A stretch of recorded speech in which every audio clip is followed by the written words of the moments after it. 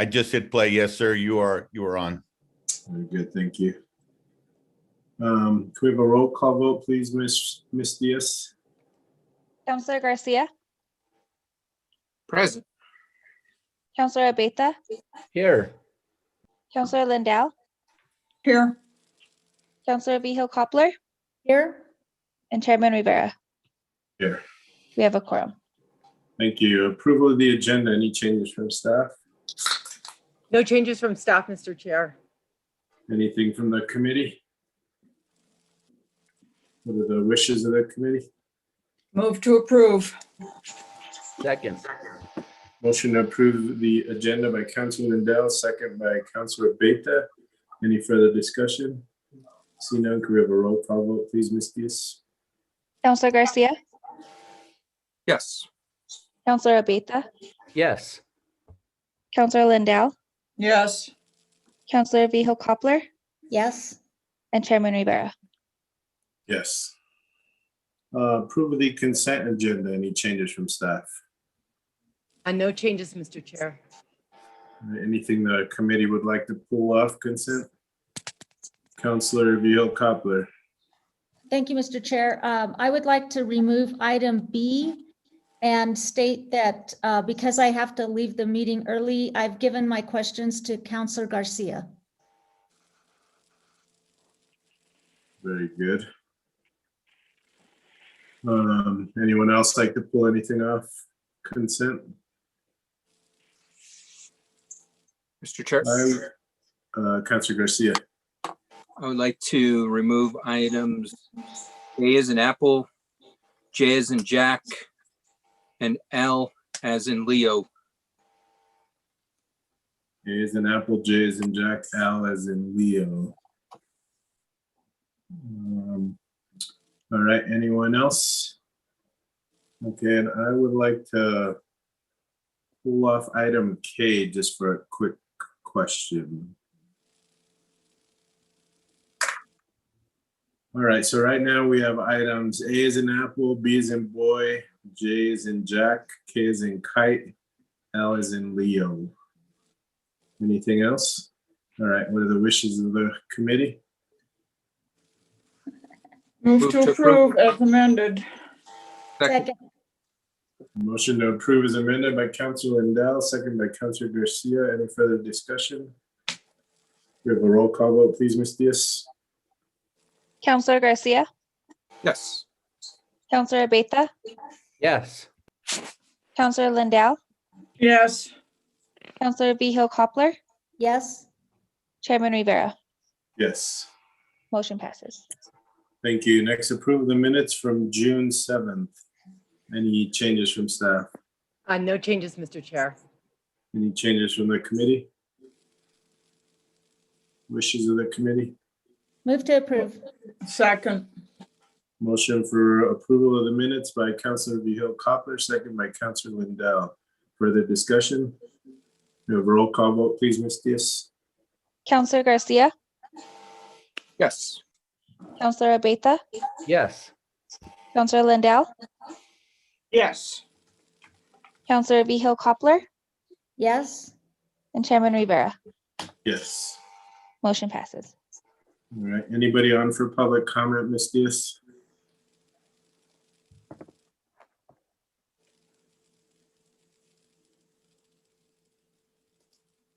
There's a Therese Martinez.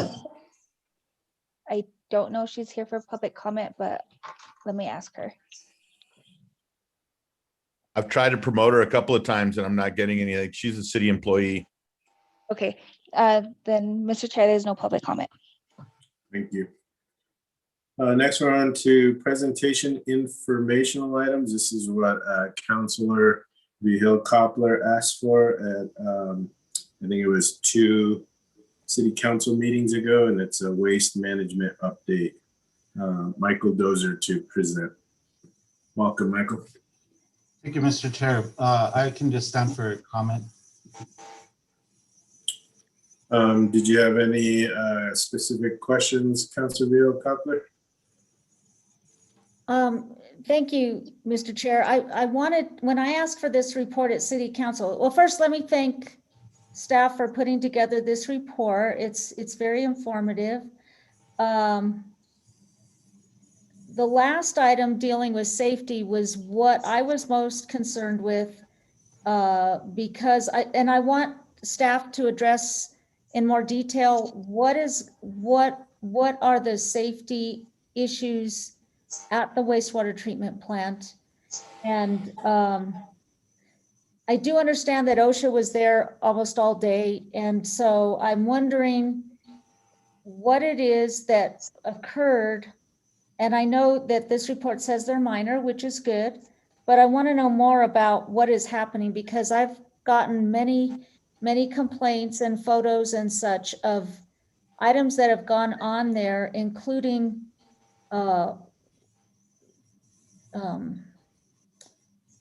preparation of logs that had to do with sludge at the Christus St. Vincent. And so I just want to know about what's going on at the wastewater plant and what were the issues and what's being done to address them. Well, the actual walkthrough that happened when they came to do their inspection, we were looking at mostly general housekeeping, hoses that were laying on the ground. There was some sludge in certain areas that was on the floor, had to be cleaned up. I'm not completely sure what you're talking of with the St. Vincent. It's not here at the plant, I don't believe. I'm not really sure what that one is.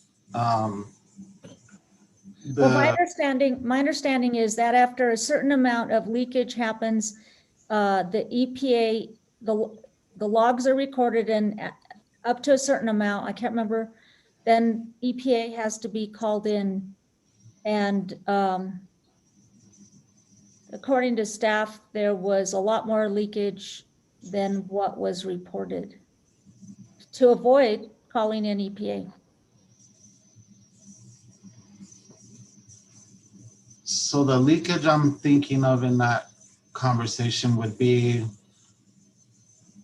I would say, like an overflow maybe in the streets. That is the conversation they're having. And the overflow, it doesn't matter whether it's 5 gallons or 300 gallons, you still report any overflows to the EPA. Well, okay, although my information says that that wasn't done.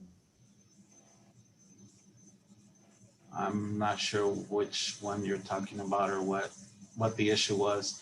That was part of the issue we had with the environment department coming to the plant for the OSHA advisory. We found out that it was being sent to, that a letter was being sent to OSHA that day or a few days before from the newspaper.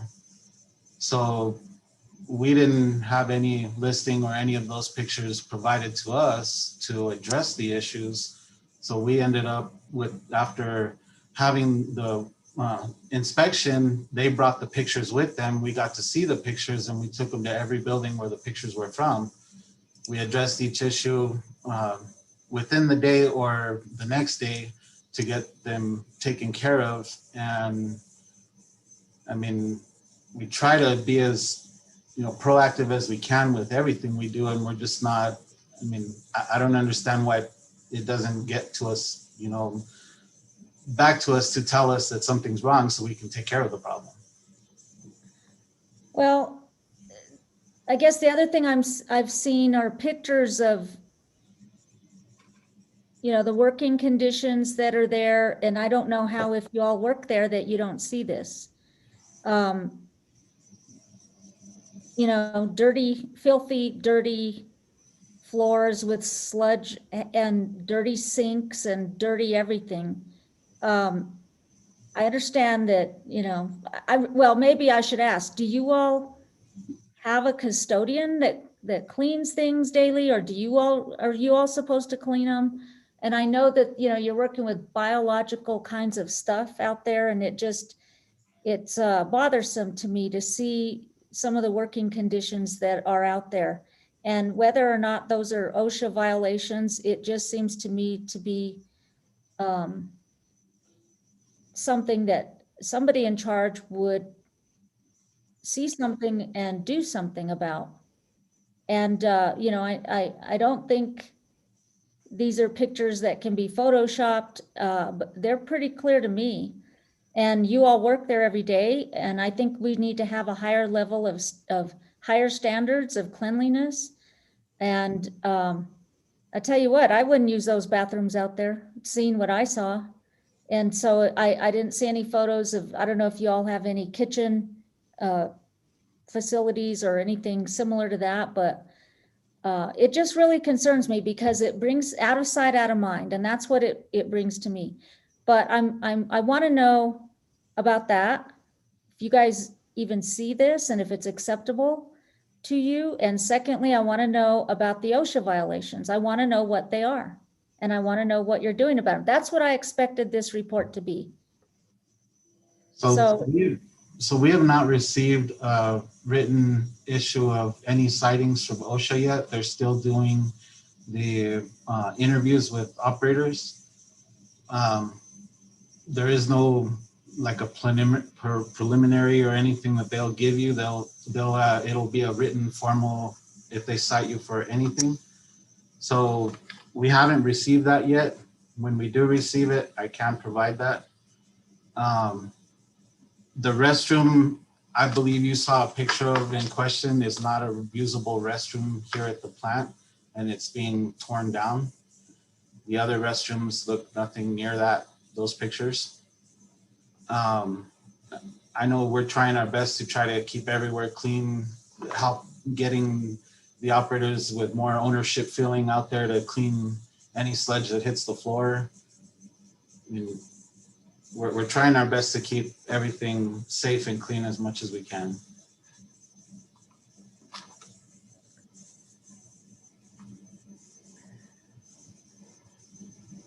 Well, do you have responsibilities for doing that yourselves, or how does that work? So the general restrooms and the actual used buildings, there is a person from facilities that comes out and takes care of those restrooms and does mopping, that sort of deal wherever there's public traffic. Now, anywhere else, say like if sludge is falling next to a pump, that is the operator's job to clean that up, not the person from facilities, because they're not trained in removing the area and keeping it clean, knowing to be working around that equipment. Mr. Dozier, do you have an office out there, or where do you work? I do have an office out here. That's where I'm at right now. Okay, so do you have like some quality control rules where, you know, that's done on a daily basis, or what are your standards? So originally there was no say like housekeeping policy that was in place other than what the city actually has in the city's safety and policies. We're actually working to get one that's more refined, so it actually explains your area, where the areas are, and who's responsible for cleaning the areas. So what are your standards right now then? Well, right now, in anything in the operations area, the operators should be cleaning up any area that there's sludge on the floor. They should be rolling up hoses. They should be taking care of each location that they work in. And if they're not, then we need to start holding them more accountable for it. Well, has that started since OSHA has already visited? Yes, it has. It sounds like you're talking futuristic rather than here and now. Well, it has already started. We've had tailgate meetings with everyone, telling them what needs to be done, and the futuristic piece is what we're putting into actual written policy that everybody will have to go through. Okay. So when OSHA comes, do you do a walkthrough with them as they're looking at things, or how does that work?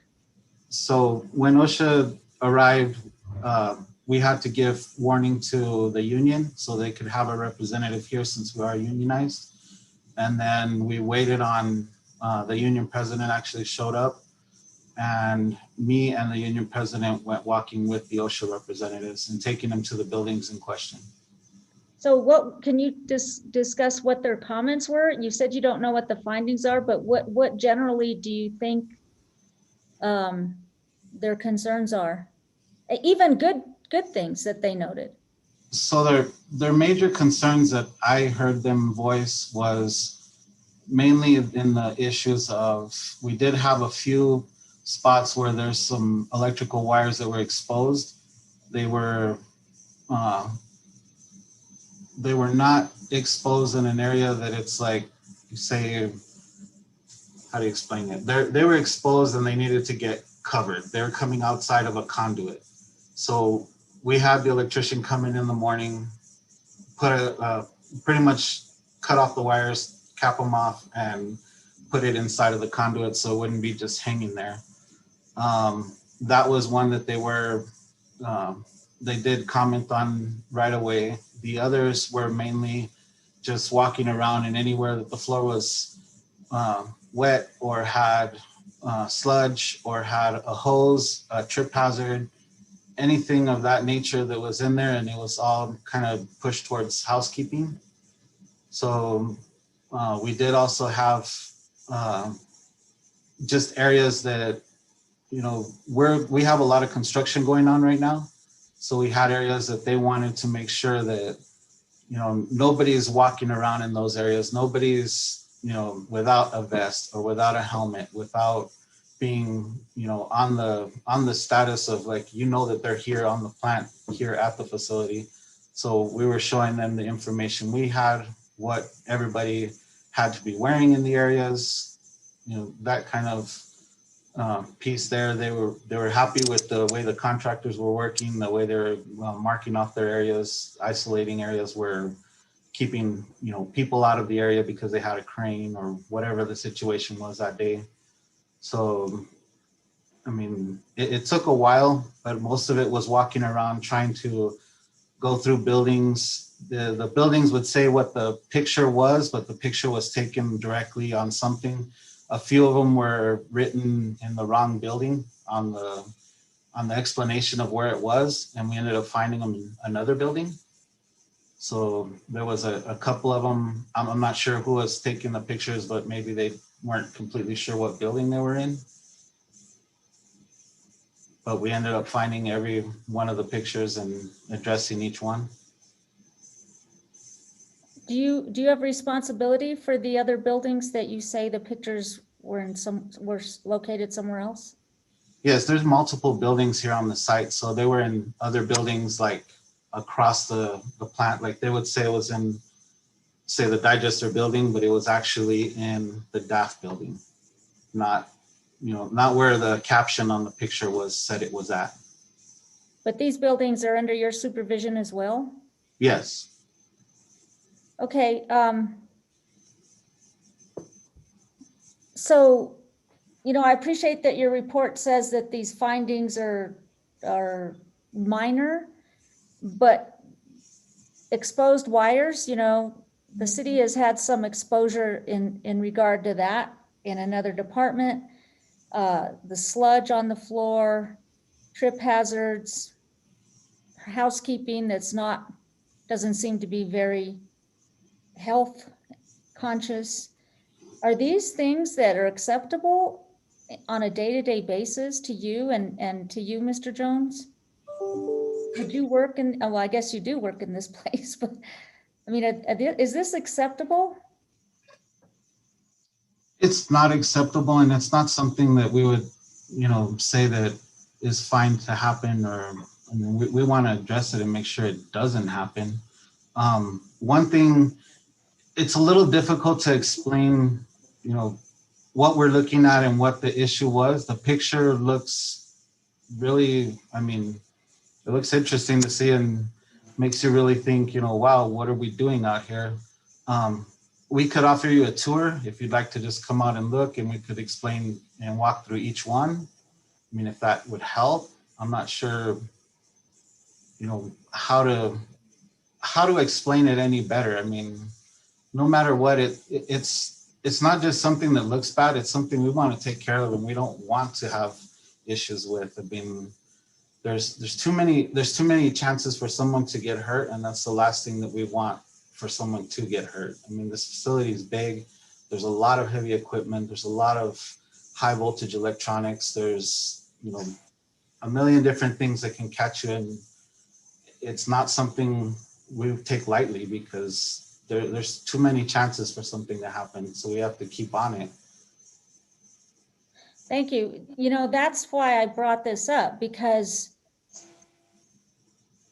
I totally agree with you. I mean, there's a lot that could go wrong. And from the looks of it, some of this stuff, while whatever building they are in, doesn't matter. If it's still under, you know, the supervision of utilities, it's important.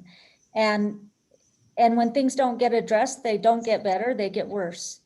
And Right. so, you know, the sludge and such that I saw, I mean, that didn't look like it got built up in an hour or a day. It looked like it'd been there for a long time. And, you know, exposed wires. I mean, even I know about exposed wires, and that should say something, but that's never good. And so it seems to me like there's been a little bit of laxness, and yeah, it's unfortunate that this had to be brought to the attention of OSHA by the employees that work there. And, you know, I've had questions about wastewater for a very long time. And I keep asking these questions, and it doesn't seem to me like things are getting better. And so I would like them to get better. And the only way I know how to help them get better is to just start asking all these questions and not let it go by. And I thank the chair for putting this on the agenda, because this is exactly what I want to know. And I'm very curious about what OSHA has to say about all this, but I'm more concerned with making sure that this doesn't happen again, and that some immediate changes are made, and not wait for the findings. I hope you're not just waiting for the findings, because you did do a walkthrough with them and probably learned a great deal, which is part of you all's job, to make sure that, you know, there's a decent workplace, number one, and a safe workplace, all in one. And then number two, you know, it's almost impossible to keep everything sparkling clean, because, you know, that's just the type of business you're in. But it concerns me, because the things that you can't see, the bio, what's the word I'm looking for? I used it earlier. I forgot what I was going to say, but, you know, the diseases and such that can be, you know, workers can be exposed to, with the lack of cleanliness. It all concerns me. And I'd be happy to do a tour. And I think the more often the better, just to make sure that things stay fixed. But I'm frankly tired of OSHA always coming around, and I'm happy they come around, but I'm tired that they have reason to come around. And so, you know, in my day when I worked for the city, we used to invite OSHA to come and help us be proactive rather than reactive. And that doesn't seem to be the way it is now. It's all reactive. And so, you know, I'm interested in getting to the other side of that, proactive.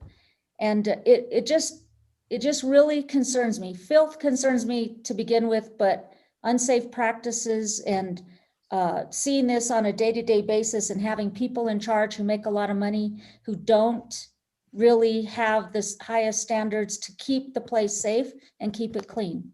And I think we all have a responsibility for that. And so I want to thank you for enduring my questioning, but it's important. It's very, very important. And thanks for the report. I'm looking forward to, as I mentioned, the findings, and to see what those are and what can be done to improve the working conditions at not just that plant, but all of the plants.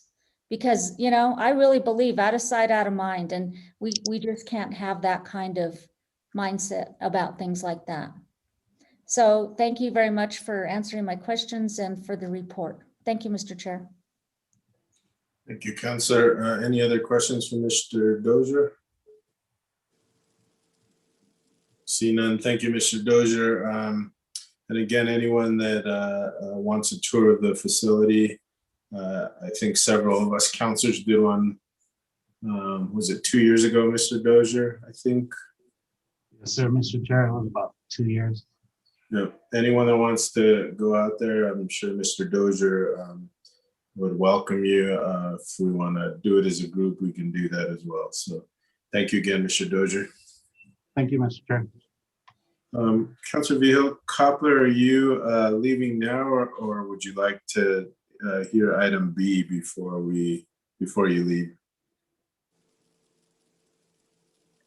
You're on mute, Counselor. Thank you, Mr. Chair. I'm sorry, I do have to leave. I made plans to have my questions given to Counselor Garcia on the consent item. And thank you, Counselor Garcia. Thank you, Counselor. All right, with that, we're on to our consent calendar. The first thing that was pulled was item A, a request for approval of contract with National Fitness Council in the amount of $195,560.94, including NMGRT to purchase equipment, exclusive Keith Haring artwork fitness equipment, and request approval of bar in the amount of $250,000 from neighborhood park impact fees to Parks Construction for the purchase and installation of fitness equipment for Swan Park. Councilor Garcia, you pull this. Thank you, Mr. Chair. And thank you, Pauline and Sam, for being here to support this item. I remember when I first heard about the award being made for this opportunity, and it was very uplifting. And so thank you for putting in the effort to apply for these resources. I guess just first off, can we clarify what the award was that was given from the National Fitness Campaign? Mr. Chair, Councilor Garcia, I can answer that. The award was actually we were out of 100 cities invited to apply for this opportunity, and we were one of 10 cities that were awarded. And what this provides us is a fitness court and also the special artwork with Keith Haring. And so that is a license agreement and will also serve as a model or a demonstration. We hope to have future fitness courts throughout the city. And so this is a demonstration project, and then have local artists created wraps, artist designed vinyl wraps that would go on the fitness courts as we move into the future. Okay, thank you so much, Pauline. And because we were awarded the funding for the fitness equipment, I guess where does the cost come in with this? Because from what I'm reading from the original letter that was sent out, it says, happy to inform you that Santa Fe has been selected as a part of the limited group of leading communities in America to receive a Keith Haring Fitness Court license and additional funding for a 2021 standard NFC grant. And so I'm assuming NFC is National Fitness Court. And so just some clarification on that, because what was the dollar amount awarded with this? Chair Rivera, Councilor Garcia. So the award was for the signature series, and then the National Fitness Campaign, that would be for the future fitness court that would go into another park. And so the monies would be worked on that future one. And then also being able to utilize their fundraising mechanism that they have with national corporate sponsors. And then we would also look at public-private partnerships here within the city for future courts. So it was it was for the second one. That would be a regular fitness court. Okay, so it's the, I guess, for lack of better words, our cost match of this is we have to pay for one and then we get one awarded to us. Am I understanding that correctly? We get the other one awarded, but we also will do joint fundraising in order to cover the cost for that. But we will be able to utilize the fundraising machine that the National Fitness Court campaign has, and also with some of their corporate sponsors. And earlier on, this was something that was awarded way back with Director John Munoz, and he had several partners in place, local partners, health and wellness partners here in Santa Fe.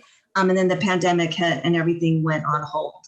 So we hope to circle back with those interested parties as we come in through the recovery and we look at really boosting up our health and wellness and bringing resources into communities here. Okay, thank you. And just for clarification, I mean, the award we got is from 2021. So this was mid-pandemic, not at the beginning of the pandemic. I just want to clarify that. So from what the information I have that was in addition, it was outside of the information to the public, and maybe this is something we can provide publicly, is National Fitness Campaign Santa Fe 2021 PowerPoint presentation that I have. It's a 16-page presentation where it also, in addition, outlines several sites throughout the city where I guess these sites for the Keith Haring wrapped equipment would be located. And because I do remember having a conversation with Mr. Munoz about this, given there was not any of the equipment slated to be, I guess, incorporated into District 2, given that we do have parks identified in District 2, but the parks, I guess, that were identified for the Keith Haring equipment were Swan Park, Frenchies, and Santa Fe Rail Yard. I think, from my understanding, John had mentioned to me Santa Fe Rail Yard was a must. That was, it was a site that was an absolute. So are we still moving forward with the other two sites, the Frenchies and Santa Fe Rail Yard? Real quick, just on Mr. Chair, Councilor Garcia, I'd like to make a point of clarification on the rail yard. Because of the presence of the rail yard master plan and the conservation easement that exists in the rail yard, the addition of any permanent public art is actually prohibited. So we would, I'm not sure a structure like this, the structure itself or the attendant art would actually meet the criteria laid out in the rail yard, which might complicate that being an absolute required site. Just as a point of clarification for everybody. My apologies for if I'm interrupting.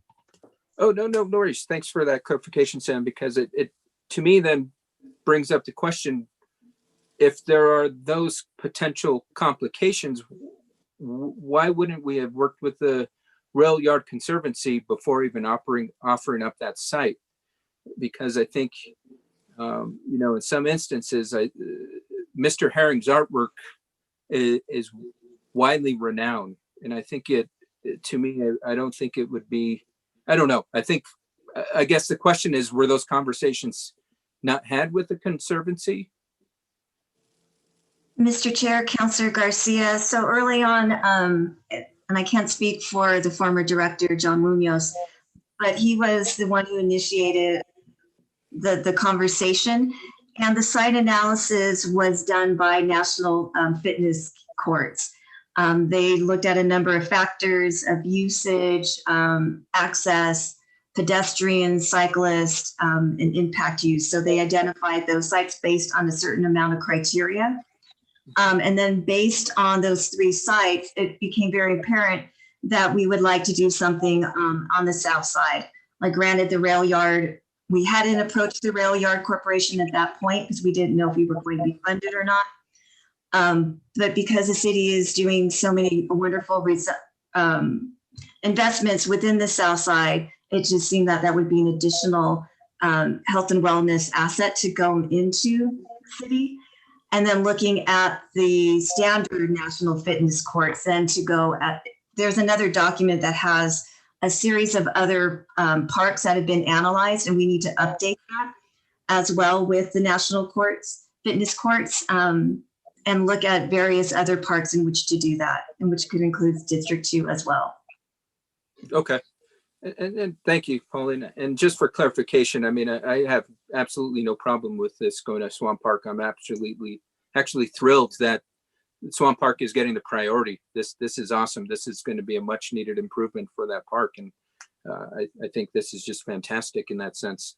But so then does that back to, I guess, the first part of that question, are we still then going to move forward with Frenchie's and potentially a different site? Because there was the 3 sites that were identified for the Keith Haring wrapped equipment.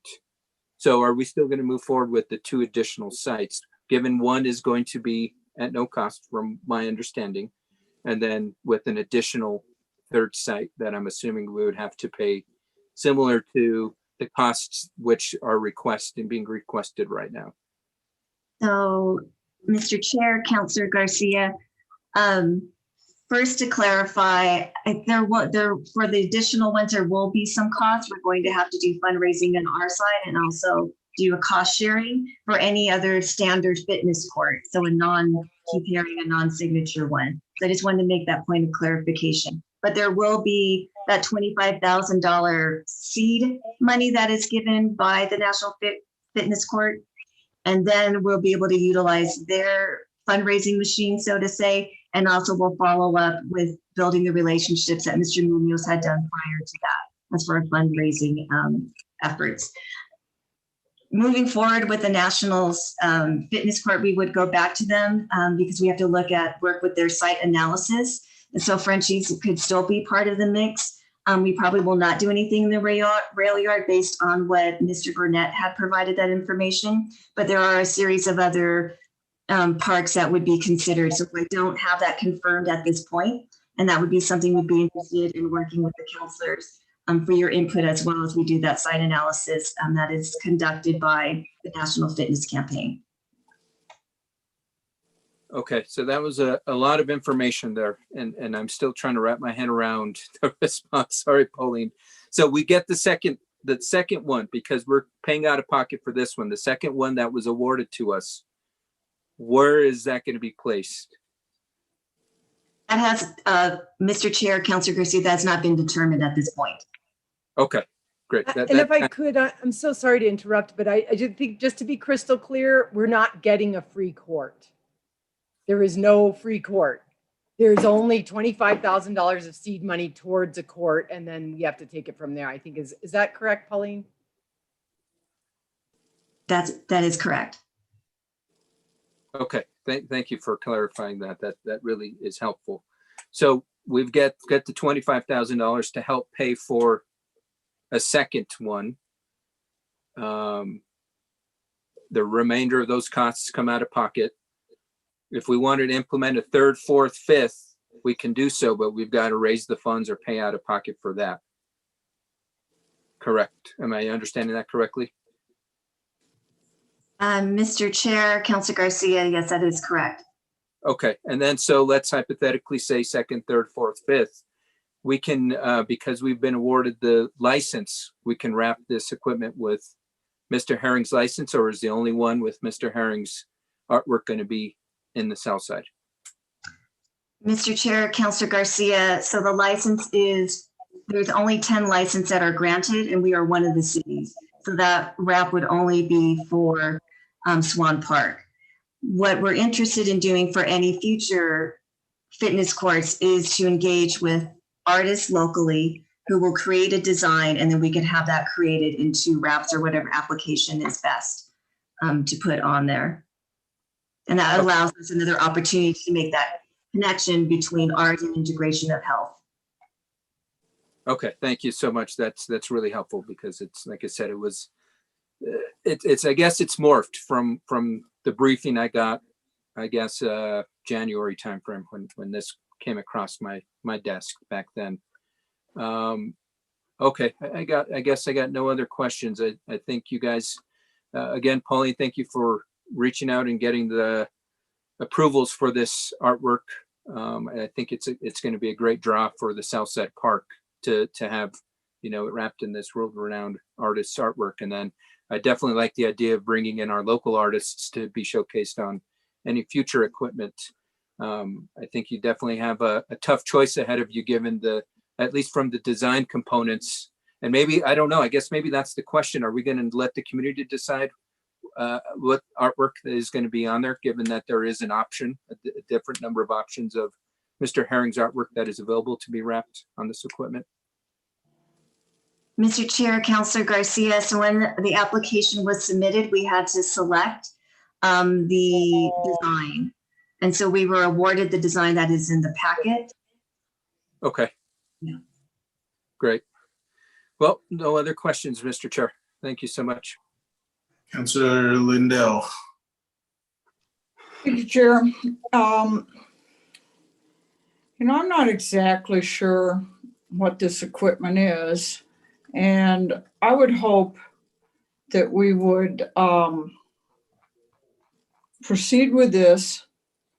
And before we make a commitment for future purchase, we see if this is proper equipment for our community, the kind of use that it gets, and if it's good value in terms of encouraging members of the community to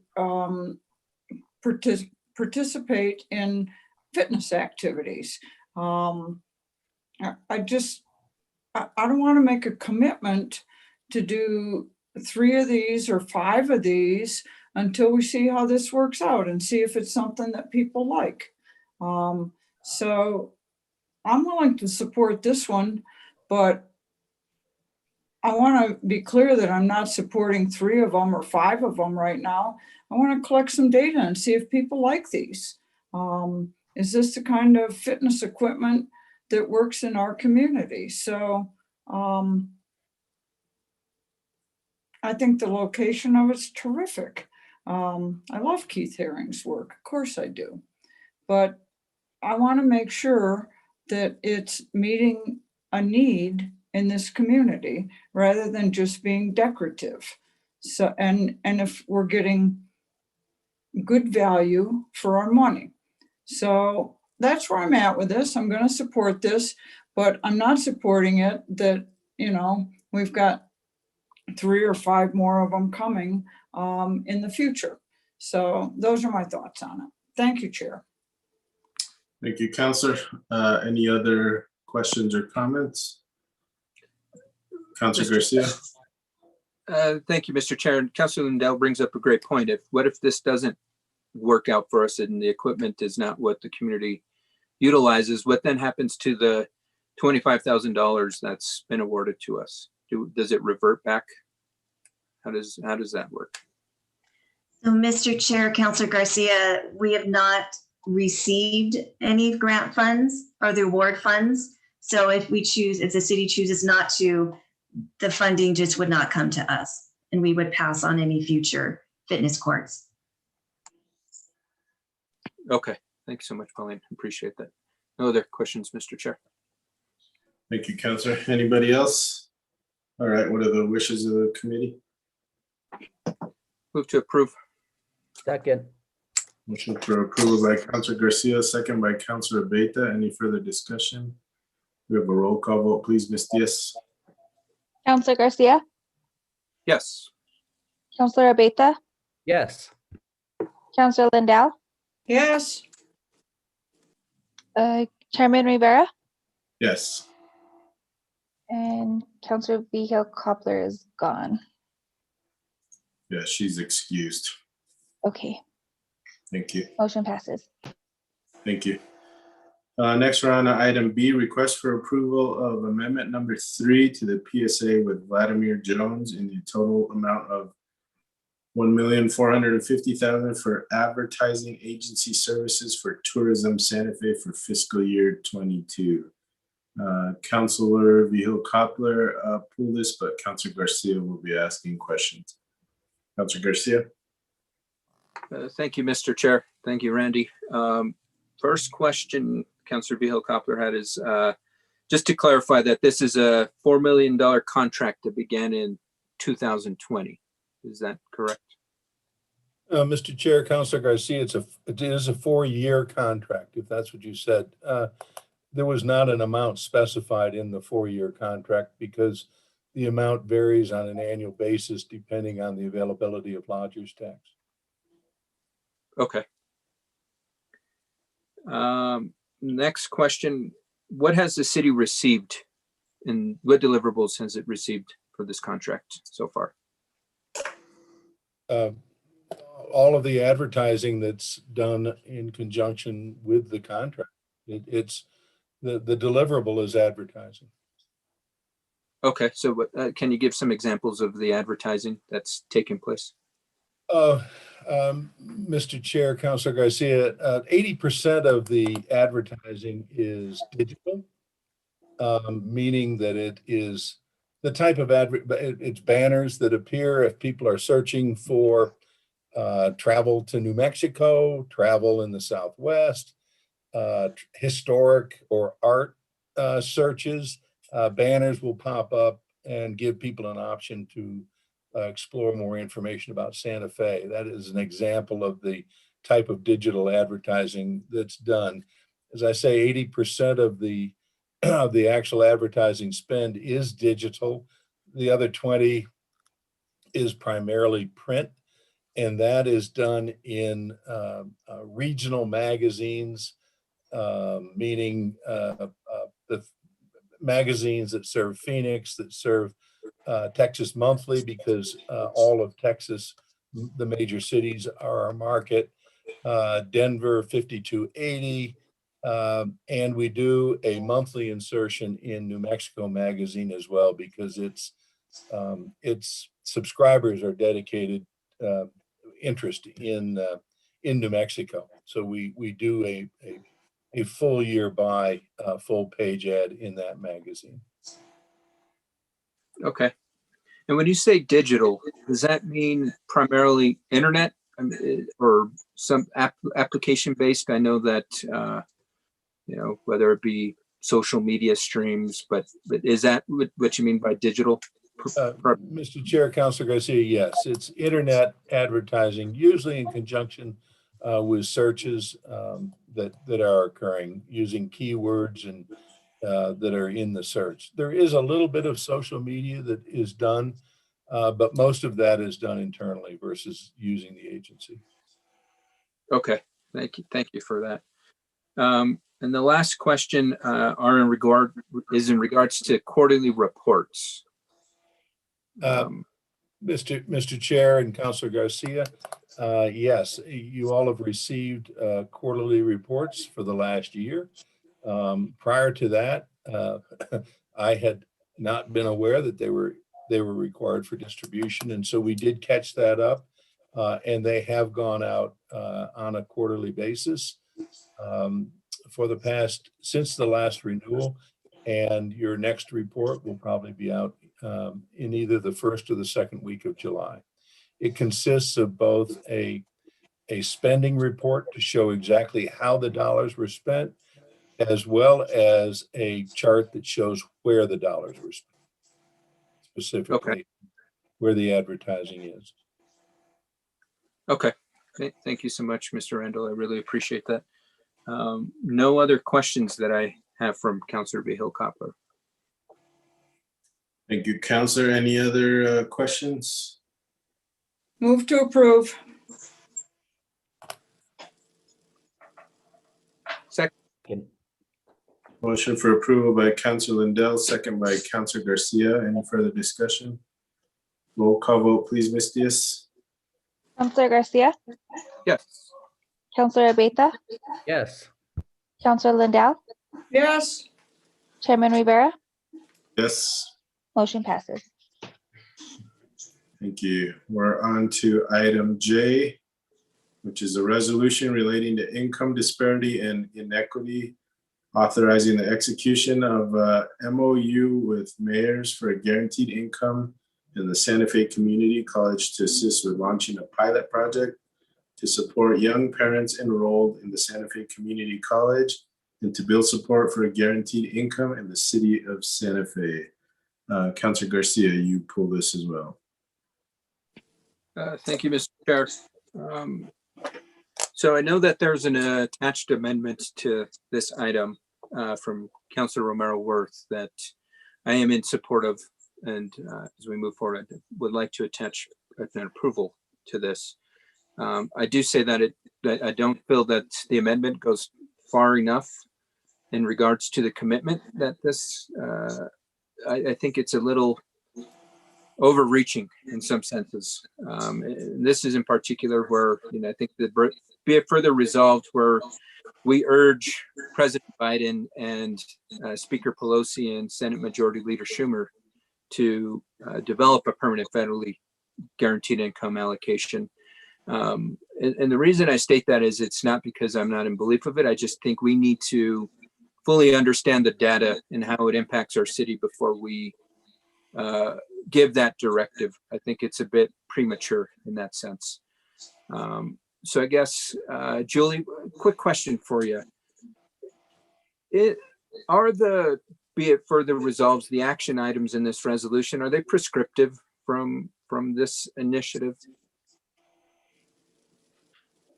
So Chairman, Councilor Garcia, so the MGI gave us language for resolution as part of the funding requirements.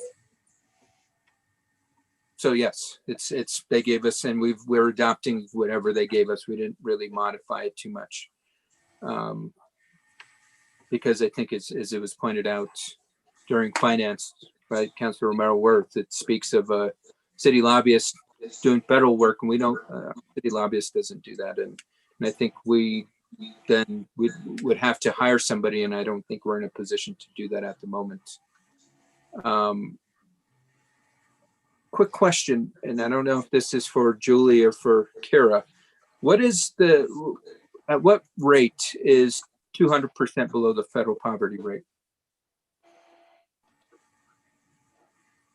So I can answer that, Kira. Thank you. I used to know that off the top of my head.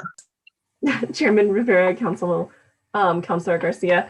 So the federal poverty rate is about $50,000 for a family of 4.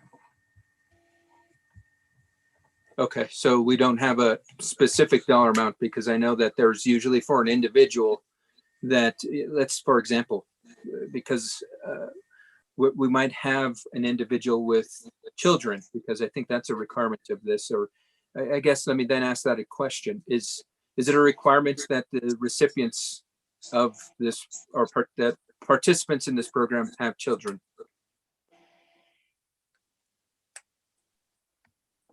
Councilman, yes, that's correct. Okay, that's what I thought. I just wanted to make sure that was the case.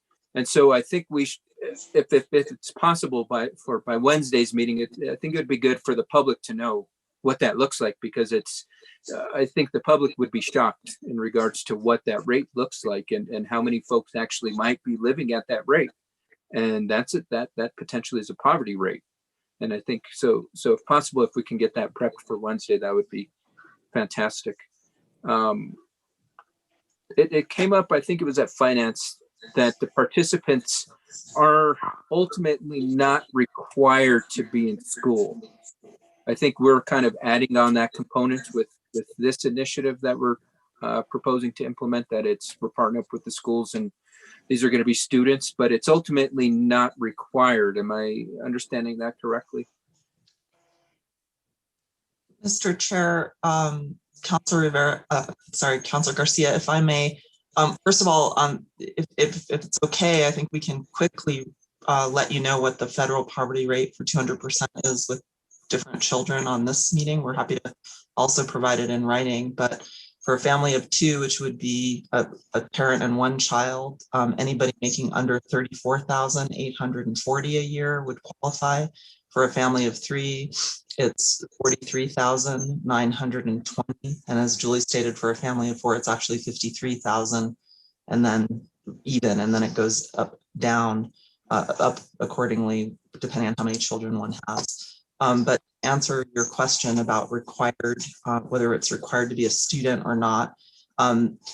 In order to qualify for the opportunity, in other words, to enter the lottery that will determine whether the person gets the payment, you do have to be a student at the community college and a parent and earning under 200% federal poverty level.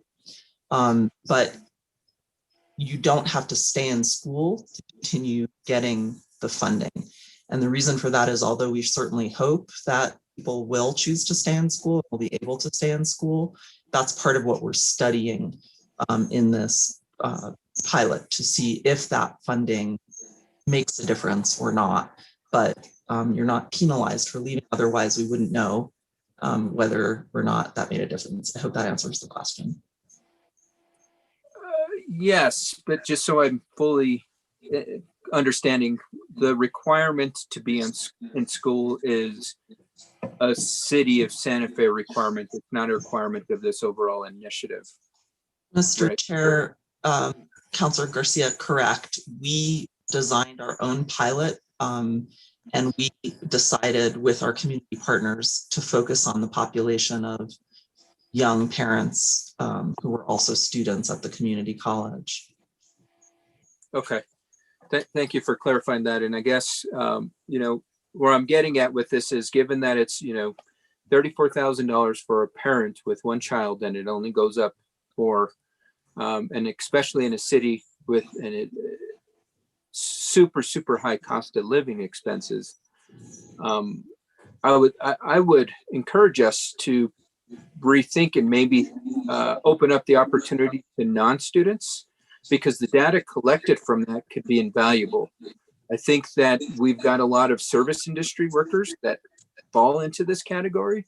And if we can figure out how to holistically support our community, that data, I would feel a lot more comfortable reaching out to, as proposed in this resolution, to the president, or even, to any other elected official in that sense, with a holistic set of data saying, look, this is how it worked for students. This is how it worked for folks in the service industry, given we're a high tourist destination. I mean, this is how it worked for this other category. And given we've got 100 slots, even if we put aside 20 for service industry folks, I think you can collect some good data that would be able to help us further justify supporting our community. And so, are we able to modify this agreement in some sense to open up this opportunity to other than students? Mr. Chair, Councilor Garcia, at this time, no, unfortunately, in that it's taken us 6 months to get to this point where the University of Pennsylvania has signed off on our research design. They did say to us that our research design was the best proposal they received. It's been quite a lot of back and forth. And so if we are to begin the project in a timely manner in September and dispersing funds, this year we couldn't change the parameters. I will say, as I mentioned in quality of life, that we do intend to use some of our ARPA funding through the Connect program to open up a similar type of opportunity to folks outside of this cohort. And it wouldn't be under the same study auspices, but we can explore whether we want to do that in an evaluation as well. Because I recognize what you're saying in terms of understanding how this could impact a wide range of people. Okay, thank you, Kara. And so, because and I'm glad to hear that you're already looking at how to use ARP funds for, similar type of pilot program. I definitely would like to chat with you offline about that. But from what I recall, and I don't have the MOA in front of me. We're to develop and submit a work plan. And I think in a previous meeting, you had said you've already kind of worked it out, but we haven't officially submitted the work plan from the way the MOA reads.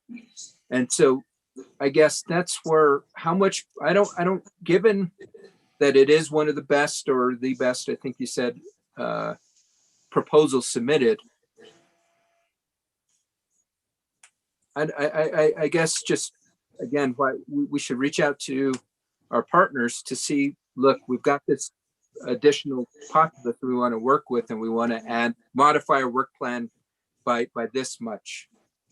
I understand we want to have this ready to go for college students, but for also, in addition, from my reading of the MOA, it's kind of like a living document in that sense, where I think there is that flexibility to where we can implement it with students in the fall, but we can also modify the MOA to include different populaces. But I see where you're coming from, given that you want to use ARP funds for something else. I think given that this is resources that aren't coming out of our pocket, we should try to holistically approach it in that mindset. I don't know. I'm kind of torn about that. I wish this is where collaboration would have helped, because that's one thing I would have strongly encouraged for us, not to solely focus on students and look at our community holistically in that sense.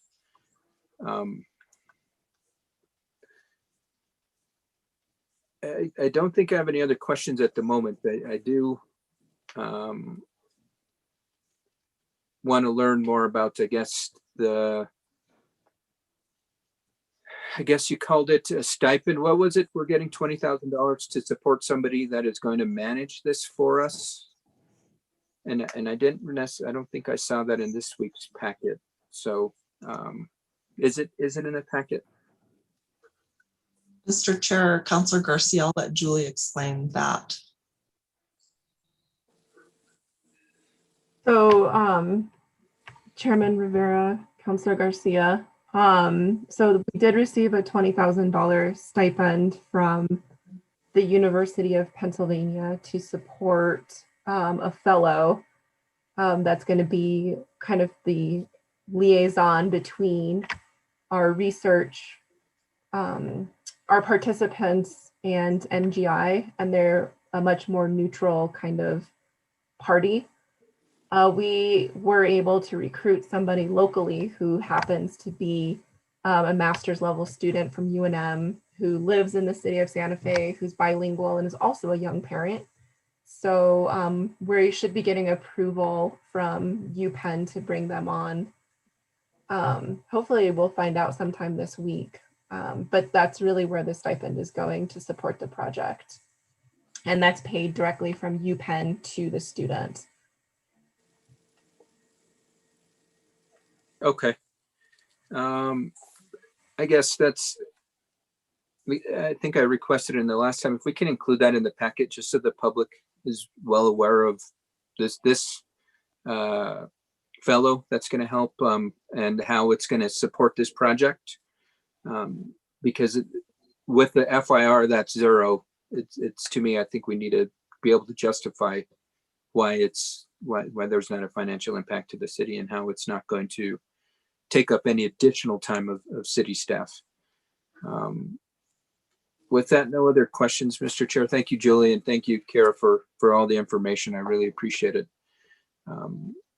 With that, if there's no other questions, I'll make a motion to approve the agenda item with Councilor Romero-Worth's amendment. I have a question, Chair. Yes, I'll second that for discussion. Councilor Lindell. Thank you. I'm sorry, I'm not really clear about the purpose of this. From what I'm reading and what I've read about it, is to support young parents who are dedicated to improving their circumstances through education. So I'm unclear about how just giving stipends to working folks in the community would meet the purpose of what this pilot or what this entire program is. I understand that there's no strings attached to it and that people don't have to stay in school, but I think part of the purpose of this program is to compare and to look at people that receive a stipend if it allows them to stay in school, and based on an assumption that staying in school and getting an education does over time improve people's circumstances. So I'm just unclear of how distributing a stipend without some kind of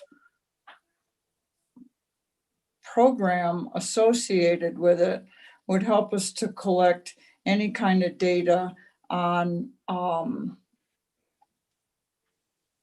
long-term improvement of circumstances for people. That's just a comment that I have on it. I think that it's, I think it'll be really interesting data to see if people that do get a stipend are able to stay in school due to their life circumstances changing. And additionally, there'll be some people that feel, I think, like I'm receiving this stipend and I need to stay in school. I've been given this opportunity and I don't want to waste it. So I think it's a really interesting program and I'll be curious to see where it goes. So those are my comments, Chair. Thank you, Counselor. We do have a motion and a second, including the amendment by Counselor Romero Worth. Any further discussion? See none, can we have a roll call vote, please, Ms. Diaz?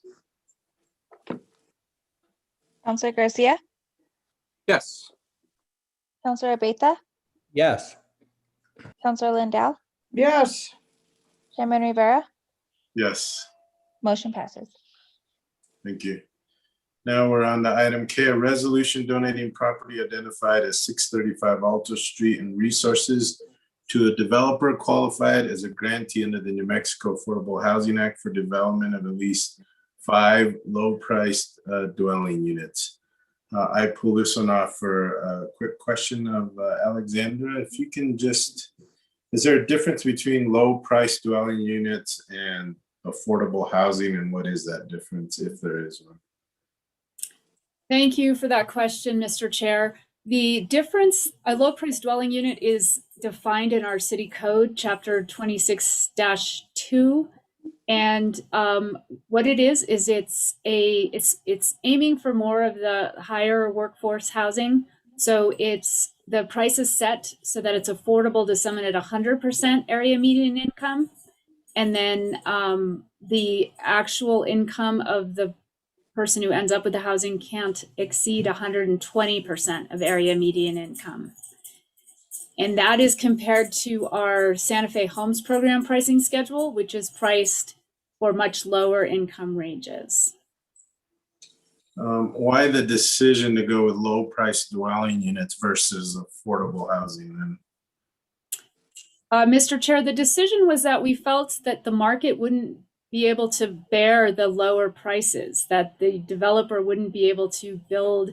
Right now, we did just really rough back of the napkin type of calculation, and a very economical per square foot building cost right now is about $300 for this kind of project, a smaller scale project. You know, a big production builder is probably building for slightly less than that, but it's this is more of a boutique kind of project, and we just didn't see how a developer could reasonably price those homes that low without just gigantic amounts of subsidy. And because of the desirability of this location, it felt like it was opening up an opportunity for 5 either home buyers or renters who wouldn't otherwise have that opportunity in this part of town because it's pretty unaffordable these days. All right, since we're looking at low-priced dwelling units instead of affordable housing, do they still have to pay a fee in lieu of? No, they will actually get fee waivers and get other incentives from the city because they're providing, there will be a land use restriction so that the homes can't be flipped and resold for market prices, market rate. And any difference in the market value of the unit and the low price dwelling unit price is held by the city or the developer, if it's a nonprofit developer, in the form of a lien, an affordability lien, so that they're not able to, the resale is controlled. And these units will be staggered throughout, I guess, not stuck in the back corner. All those 5 units by themselves. I'm sure that'll probably come forth later, but So, Mr. Chair, this lot is tiny. It's only 1/4 of an acre. So there's only 5 units total. So that was the trade-off. Rather than doing the lower priced inclusion of lower priced units, this is 100% affordable essentially, but just at the higher price point that is defined in the low price dwelling unit. got it. It seems bigger than that, but thank you. Thank you for the clarification. Any questions from any other counselors? Counselor Garcia. Thank you, Mr. Chair. Thank you, Alexandra. You mentioned renters. So possibly somebody could purchase one of these lower priced homes and rent it out? Mr. Chair, Councilor Garcia, no, the developer would retain ownership of all 5 units and rent them out at restricted rents. Okay. So these 5 units are going to be rentals. They're not, nobody has the opportunity to purchase the home. Mr. Chair, Councilor Garcia, we are not determining tenure. We are asking the development community to propose the project that they want to build and that they think is feasible to build. So it may be rental or it may be home ownership. Okay. I guess that to me is concerning in the sense, I wish this was an opportunity for somebody to, we were guaranteed home ownership. I mean, don't get me wrong, renting is great, but I want to ensure that we're giving up this great resource and this great asset in a very, very highly desirable part of town, that we give folks an opportunity to purchase a home in that part of the community. I guess that causes me very great pause in this sense, because at the end of the day, what are we getting in return? Rental units for folks. To me, I don't think that's sufficient. We should be giving folks the opportunity at home ownership. Can you clarify what 120% of the median income is for Santa Fe? Mr. Chair, Councilor Garcia, right now, 100% for a family of 4 is 73,000. So 120%, 80-ish thousand. I can look it up if you would like. Right. So we'll go with Councilor Lindell's 90K. See, it's a great opportunity for somebody bringing home 90K for their family to purchase a home. There's not much opportunity like that in this city, and I don't see it for the foreseeable future. And I think that's where maybe we reconsider negotiating, and I highly encourage that these 5 units become available for sale, not for rental. I know you mentioned the current building rate of $300. I think you said $300 per square foot. I know that we're in very unique times where costs of construction are probably the highest they've ever been. But I think the experts have predicted that those rates are going to go down. And I think, is it really in our best interest to take this on at the height of building costs, when if we waited a year, building costs went down and we provided the opportunity for people to own homes? That's a better long-term investment for our community. So I guess, let me ask this question. Is there any particular rush we need to get this done in that sense? Mr. Chair, Councilor Garcia, you would have to ask the sponsors of the resolution what their time frame is. I would suggest that just because building costs are high, this does not mean that people don't more than ever need affordable housing. And I also would push back a little bit that somehow home ownership is a more of a valuable investment, because with a home ownership transaction, the city's supporting the transaction once in terms of restricting the price. With a rental unit, the price is restricted every single month, year after year, tenant after tenant. So it's actually a much bigger benefit to provide to the city and could potentially benefit many more people. I definitely understand that perspective, but when we've got all the development happening in our community right now that is primarily rental, not long-term home ownership, I think we need to really start looking into that kind of development as well. Because if we become oversaturated with rentals, you're not going to allow individuals to have that long-term investment in our community. Whereas with rentals, yes, it's great. People are in homes or apartments, whatever it may be, that are whatever's being rented out. But I think you see a much bigger difference when there are people that are purchasing homes. I think if given the opportunity, folks would much rather purchase a home than rent a home. I think it's just the market that is, unfortunately, in our community, forcing folks to rent because they can't afford to purchase a home. The costs are just, it's the craziest it's ever been.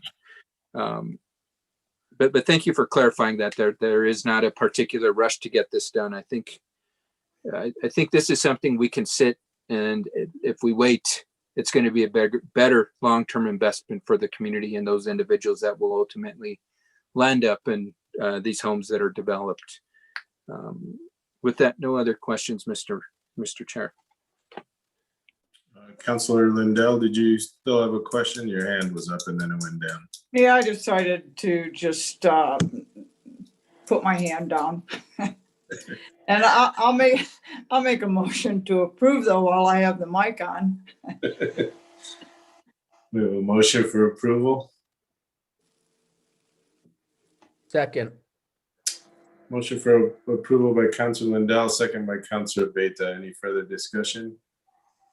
See now, can we have a roll call vote, please, Ms. Diaz? Councilor Garcia,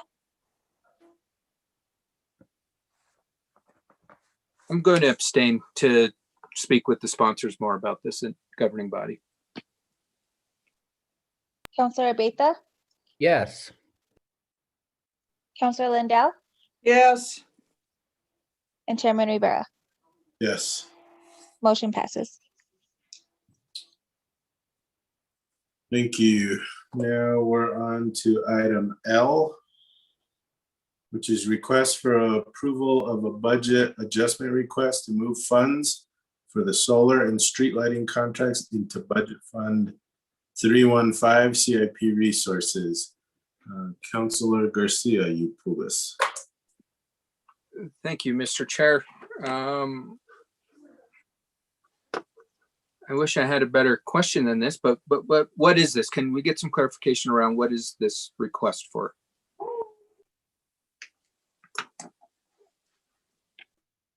Hi, this is Karen Gross. This bar actually moves the money, the financing for the streetlight project and the solar project from where it was deposited when we did the financing contracts into our budgets where we can use it to construct the projects. Okay, so it's approving the moving around of the resources that was lent to us to finance this project. Correct. Okay. Why is this not going to Finance Committee, given the financial implications of this? I can answer that, Mr. Chair, Councilor Garcia. This has to be done before the end of the fiscal year, and Finance and Public Works have worked for weeks and weeks getting, as you can see, it's rather complex. It's a complex project. There's complex elements. It included some funding from utilities, some funding from the financing, some funding from the legislative appropriation.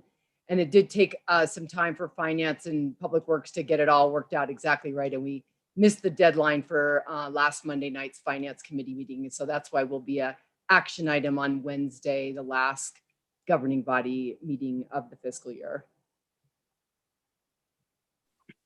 Okay. So what wasn't done in time for it to be ready for finance? Working out all the details of this bar, all the different buckets of money and where they're coming from and where they're going to. As you can see, it's rather complex, and it did take us a few weeks to get it all worked out exactly right. Okay. I mean, I find that very concerning, given that we've had months that we've been working on this. Yes, I understand your perspective. We have exactly the same one because, as you know, you've approved the contracts on February 24th, which means our contractors haven't had their purchase orders for over 4 or 5 months. You know, it was budget season, so we didn't have time to sit down and do that. It just, you know, as soon as we could get the attention on it, we started working on it and brought to you as quickly as we could. Okay. And this will be at the governing body on Wednesday, from what I'm reading? That's correct. Okay, because I do have a great deal of questions that I'll just defer to Wednesday. Is there any reason we might not be able to help you with those questions now? I think that's what the committee process is for. I would rather ask them at the governing body when the broader public is there to fully understand this project. As you are well aware, Ms. Wheeler, this is a very controversial project in the way that this is being implemented. And I want to ensure that I have my questions correctly formulated. As I began my questioning, I couldn't really understand what this was when the agenda item was here. So now that I have a fuller perspective, it'll allow me to better make a presentation for Wednesday. Thank you. With that, no other questions, Mr. Chair.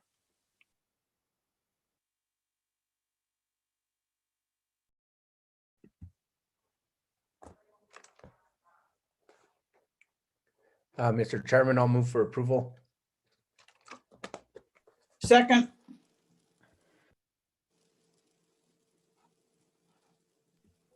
You're muted, Chairman. Mr. Chairman. Sorry. Approval by Councilor Abeyta, second by Councilor Lindell. Any further discussion? Roll call vote, please, Ms. Diaz. Counselor Garcia, Abstain. Counselor Abeyta, Yes. Counselor Lindell, Yes. and Chairman Rivera. Yes, Motion passes. thank you. We have nothing else on consent, nothing on action items discussion. We do have a public hearing. Item 10A, which is a resolution approving the vacation of existing portions of the Galisteo Road rights-of-way at Galisteo Road's intersection with Zia Road, contingent on the Planning Commission's approval of the vacation of existing rights-of-way and dedication of new Galisteo Road right-of-way south of Galisteo Road's intersection with Zia Road in a new alignment and new Galisteo Road right-of-way north of Galisteo Road's intersection with Zia Road. Lee Logston to present. Thank you, Chair Garcia. Thank you, councilors. Of course, we're here tonight to consider a resolution to vacate a portion of Galisteo Road at Zia Road. Of course, you all know on April 6th and 8th, the governing body considered and approved a series of requests consisting of 2 general plan amendments, 2 rezonings, and a preliminary development plan for the Zia Station project at Zia Road and St. Francis Drive. Integral to the development plan is a realignment of the intersection of Galisteo Road and Zia Road. The approved preliminary development plan calls for the realignment of the intersection approximately 200 feet west of its current location and improvements to the intersection. The full design ultimately calls for dedication of new Galisteo right-of-way north of Zia Road as well. However, just to clarify tonight, the committee is not considering the dedication of new right-of-way, only the vacation of the existing southern portion of Galisteo. Under applicable state and city laws, the request for vacation requires a public hearing before committees and then approval by the governing body as owner of the land. If approved, this approval will result in a resolution to allow the vacation. Excuse me, the application would then go to the Planning Commission for review and approval of the vacation and simultaneous dedication of new Galisteo right-of-way and a new alignment, as well as the dedication of new Galisteo right-of-way north of Zia. This application would be considered simultaneously with the final development plan. The Planning Commission has review and approval authority of both. Excuse me, if approved, the applicant will bear all costs associated with the design and construction of the new alignment, as well as costs associated with relocation of public utilities. The applicant would construct the new alignment while keeping the current alignment open for vehicular travel. The current alignment would not be closed until the new alignment is constructed, inspected, and is accepted by the city. The application would also construct the northern portion of Galisteo and improvements to Zia Road and St. Francis intersection, as well as a pedestrian activated hawk crossing at the newly aligned Zia Galisteo intersection. Both the city and state legal requirements for vacation approval are provided in your staff report. I won't go through these point by point, but we can certainly come back and examine any one of these as the committee desires.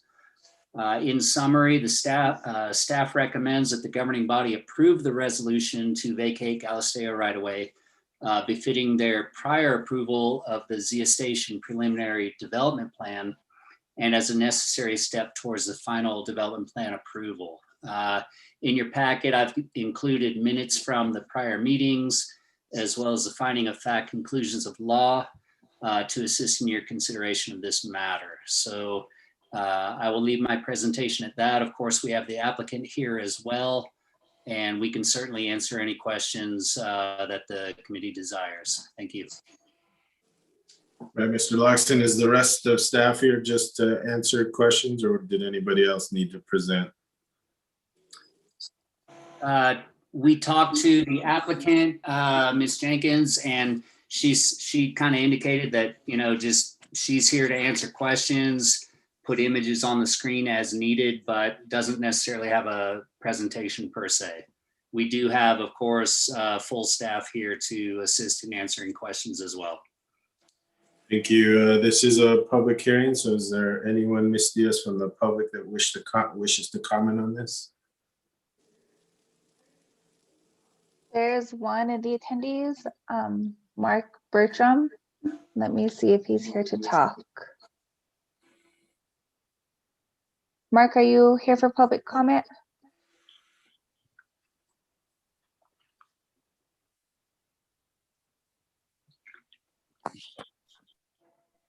No, I must have hit the wrong button. I apologize. Okay, Mr. Chair, we don't have anyone here.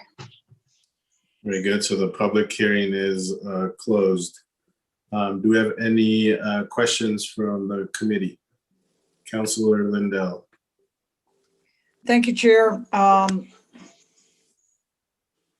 First, I want to say that I was not present for this case, so I didn't vote on it. I was out of town with a family issue. But I do have just one question about this.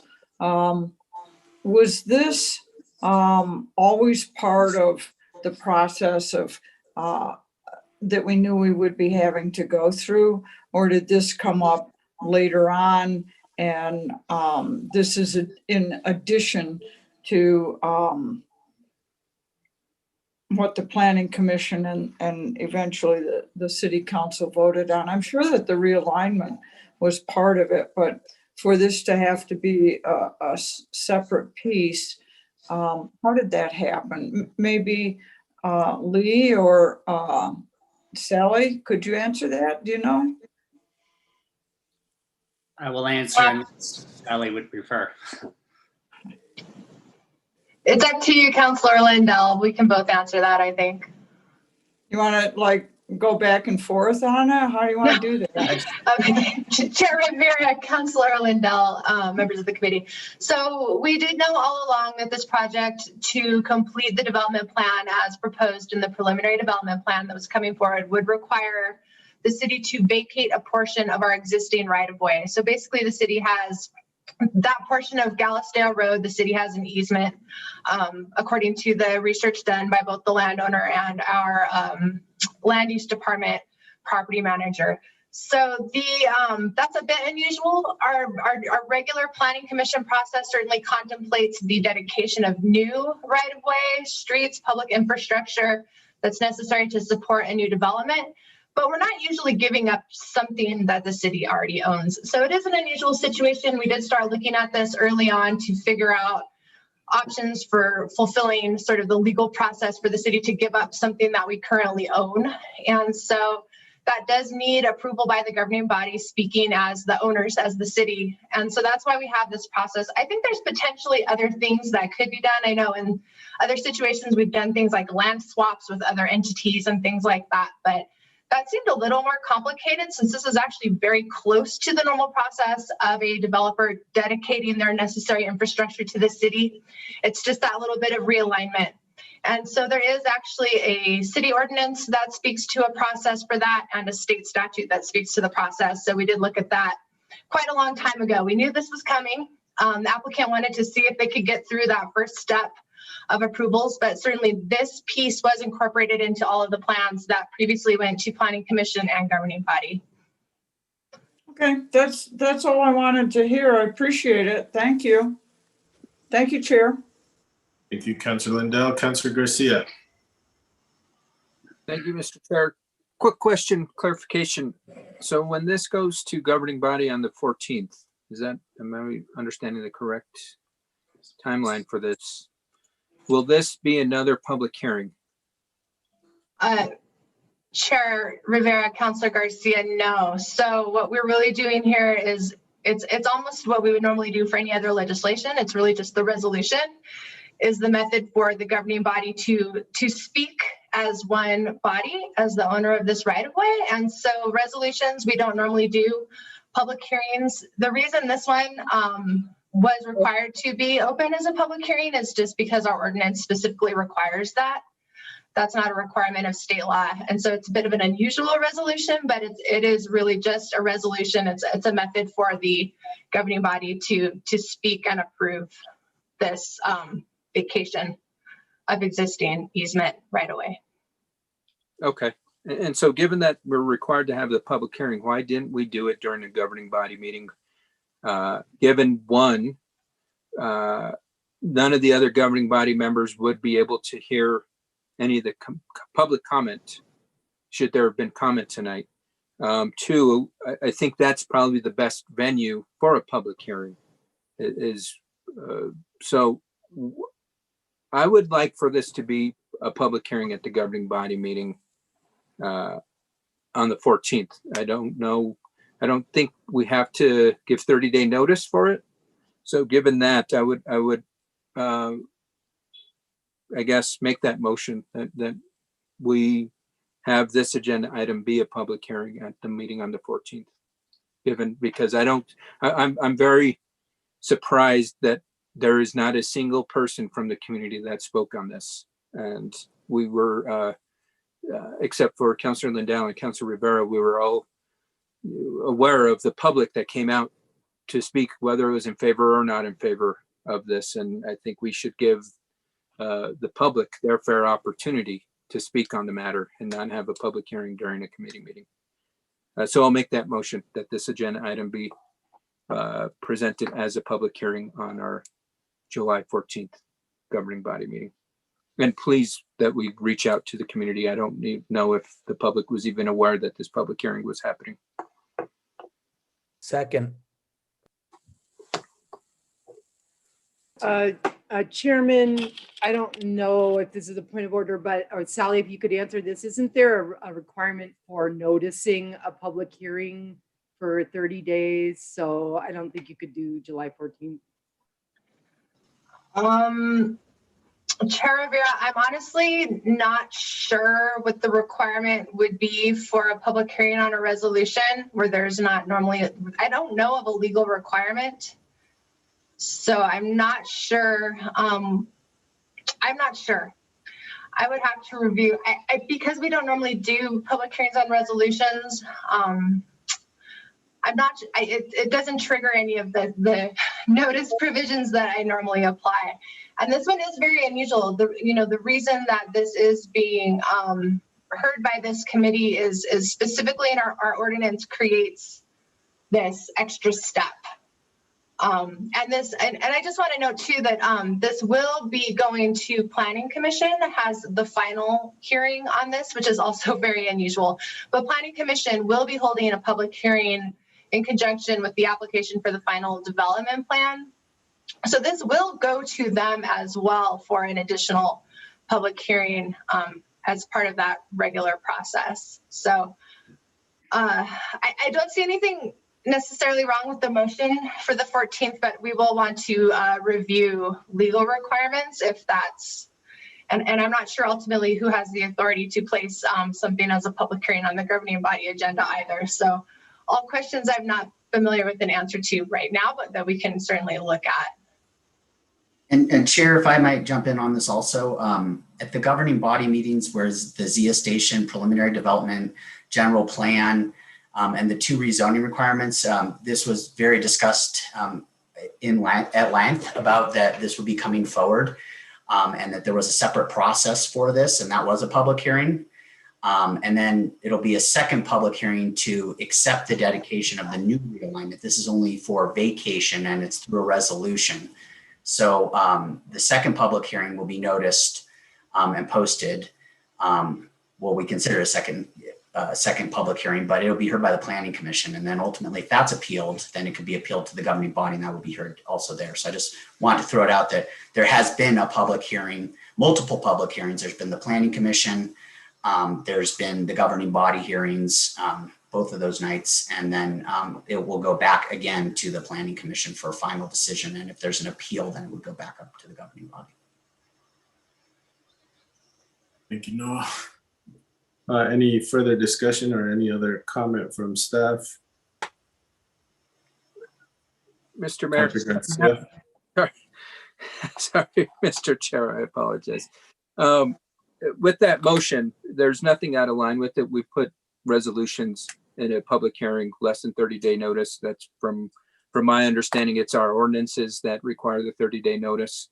And so with that, my motion still stands, and should it not be put as a public hearing, I would like the public to be well aware of who did not approve of it, because there's nothing prohibiting us from having a public hearing on the 14th. I understand that we've had public hearings on the past. It's just, but especially with a project like this, the more proactive and more transparent we are with this process, the better. As I mentioned, I'm shocked nobody showed up to this, and I did yellow signs go up for the public hearing. So I mean, we need to be able to allow the public to participate in this process. And if I guess maybe Noah, how do we notify that there was a hearing being held tonight? Chair, Councilor Garcia, thank you for the question. And so we did discuss it internally as staff if we need to put up the yellow posters. This process is written out in chapter 23 about how to do the vacation, and it's kind of a unique process. And then there's the state statutes that kind of tell you how you're supposed to do it at a municipal level.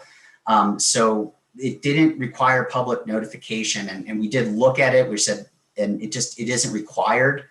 And so that's why we didn't do it. The only public notification would be publishing of this agenda. There's no mailing like there would be with an ENN or a public hearing, because it's not a public hearing right now. So it's just a resolution. And so we just followed the exact letter of the process law. And I totally understand the concern, because we have the same issue with text amendments, right? Where there's not an ENN requirement and there's not a mailing requirement. They just are put on an agenda and they're heard. And they're usually a public hearing at one of the places where they're heard. This is very unique. It's a special circumstance that isn't standard for us. We usually are doing public hearings almost always. Understandable. Thank you, Noah, for that clarification. I really appreciate it. And I think that helps to understand why folks aren't here tonight unless you're paying attention to the committee agenda, which most folks probably aren't.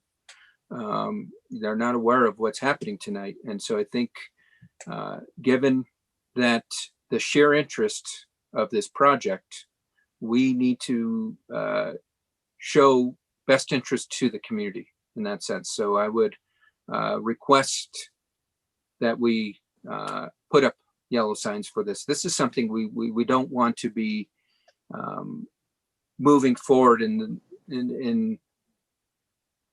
not notifying the community in the appropriate manner. I think we owe that to the community. So with that, no further comment, Mr. Chair. Any other questions or discussion? For my sake, Councilor, can you repeat the motion? Sure. So my original motion was to approve this, but schedule the meeting on the governing body into a public hearing. So on the 14th, when this item is heard, it's a public hearing.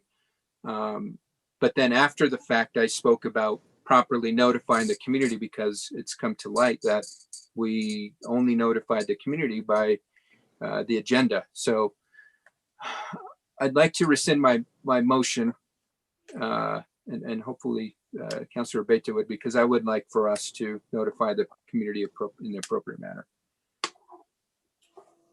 Councilor Beta, do you want to rescind the second? Yes. So I'll make a motion to approve this agenda item I'm not on it. with the requirement that the hearing, that this item be heard at the July 14th governing body meeting or any subsequent governing body meeting, but it has to be a public hearing. And we have to notify the public via yellow sign at minimum. Second.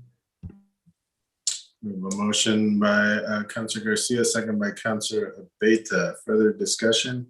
Sally, you had your hand up. I don't want to leave you out if you had something important to say.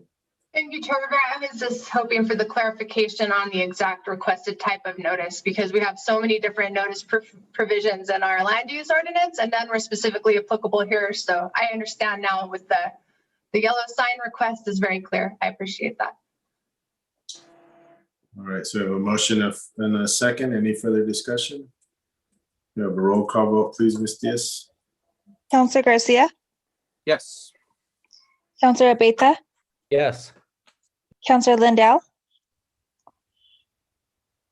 Yes. and Chairman Rivera. Yes, Motion passes. thank you. Nothing on executive session. Matters from staff. Ms. Wheeler. Thank you, Chairman, members of the committee. I did want to let the committee know that we are, based on the conversation that happened at Finance Committee last week, it seems that moving forward with the GRT bond later this year to address deferred maintenance needs, including pavements, Salvador Perez Pool, and a number of other priorities is desirable. And so city manager is leading an effort for us to compile a list of potential projects for consideration for that bond.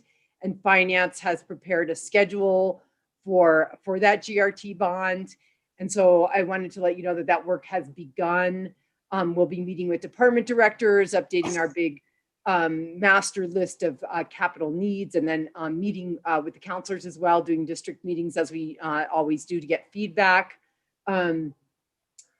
And we would like to hurry on this because it's always good to address our critical needs. And we think that it would be prudent to take a little time to get our quotes updated. Normally at this part in the process, we're at a sort of a budget phase for the projects where it's, it's a rough estimate and we've done pretty well with that. with the notable exception of the fire station that was carrying a budgetary estimate that was $1.5 million short. But other things have come in the budgets, but we're seeing such volatile pricing that as we put these together, we'll identify items that need new quotes, get those numbers tuned up, and then we'll be presenting it, meeting one-on-one with the counselors and then bringing that through the process. Councilor Beta, did you have a question on any of what Regina just said? No, I just want to confirm that, but I also want to make it clear, Mr. Chairman, that I think it's very important that this committee make a final recommendation on whatever the priorities are going to be. Finance is just going to do the financing part and whatever's required with that. But this committee, I think it's very important that you, under your leadership, Mr. Chairman, we come up with a final recommendation for the governing body to consider. Thank you. I agree with that. Thank you, Councilor Abeta. Ms. Wheeler, anything else? If I could add to that, and as we're putting that, as the conversation last week was so helpful in the broader landscape of capital planning and the GEO bond down the road that would be approved by the voters, as we update the master capital plan with the directors, we'll be sort of bucketing the different projects. Is this a deferred maintenance immediate need? Is this something that we might want to bring to the voters for consideration? Things that are on the list, like a new main library, might be a good candidate for that kind of a thing. So we'll be working on updating all those lists and sort of making tentative plans. And so, yes, and present the plans to this group and to the governing body. Thank you, Chairman. Thank you, Ms. Wheeler. Mr. Jones? Thank you, Mr. Chair. There's no comments from Public Utilities. All right, matters from the committee? I see nothing. Matters from the chair. Ms. Wheeler, if at the next Public Works, Public Utilities committee meeting, maybe we can get a presentation on the status of the golf course and what's going on and what we're thinking about for getting that place back into shape quickly. So if we can have a presentation on that, that would be wonderful. And then I also had a reminder, and it's based on probably starting a little bit late last year, but really start looking into the ICIP and the CIP lists that need to be presented to the legislature. And again, I don't want to get started too late. I know July 1st is probably a little bit early, but just a reminder that we probably need to start looking at that as well.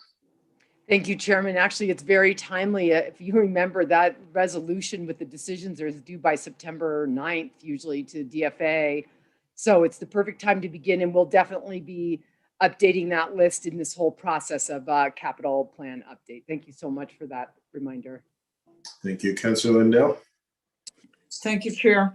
And I know, Ms. Wheeler, you're aware of this, but as soon as we get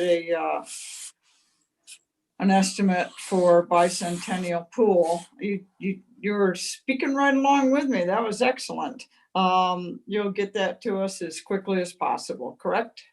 Yes, Councilor and Chairman, we've actually engaged a new contractor too to give us a quote, because the other one is just, it's not only high prices for construction, but people are also very busy. And so we're having trouble getting quotes. So we've engaged another contractor. So both are on the hook to get us a price for that remodel.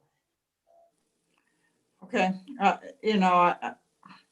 really would like to get that and get it moving. And if I've said it before, but if we don't start working on that this summer, it won't be open for next summer. And it's crucial that that happens. Thank you. Thank you, Councilor Garcia. Thank you, Mr. Chair. And on that point, I think we're scheduled for a report to be given to the governing body, right? For once a determination is made in regards to the costs of whatever it may be for bicentennial, that a full report be given to the governing body, and then we make the determination on how to move forward. So definitely. I agree with Councilor Lindell. Time is of the essence if we want to look at getting it up and operating for next year. I agree. Thank you. Anything else? All right, our next meeting is Monday, July 12th. Thank you all. Thank you, Ms. Diaz. Thank you, Chairman. Thank you, councilors.